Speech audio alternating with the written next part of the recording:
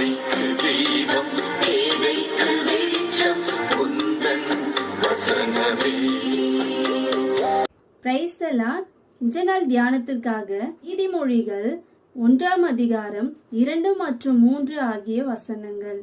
இவைகளால் ஞானத்தையும் போதகத்தையும் அறிந்து புத்திமதிகளை உணர்ந்து விவேகம், நீதி, நியாயம், நிதானம் என்பவைகளை பற்றி உபதேசத்தை அடையலாம். எவைகளால்?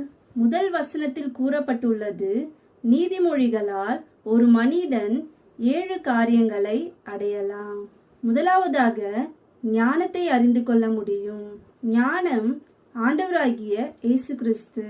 அவரை பற்றி இந்த நீதிமொழிகளில் தீர்க்க தரிசனமாக சாலமோன் எழுதி வைத்துள்ளார். இரண்டாவதாக போதகத்தை அறிந்து வாழ்க்கையை சீர்படுத்த முடியும். மூன்றாவதாக புத்திமதிகளையும் வாழ்க்கைக்கு வேண்டிய நல்ல ஆலோசனைகளையும் பெற முடியும்.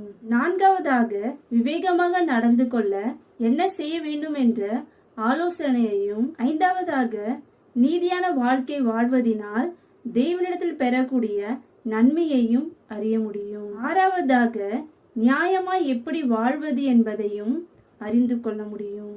ஏழாவதாக வாழ்க்கையில் நிதானத்தோடு வாழவும் முடியும். உங்களுடைய அனுதின வேத வாசிப்புகளை தினமும் வாசியுங்கள். தினமும் ஒரு நீதிமொழிகளை வாசித்து தியானியுங்கள். அது உங்கள் ஆவிக்குரிய வாழ்க்கைக்கும் குடும்ப வாழ்க்கைக்கும் உலக வாழ்க்கைக்கும் மிகவும் பிரயோஜனமாக இருக்கும். ஆமென். ஆற்றல் மிக்கது, ஜீவனுள்ளது,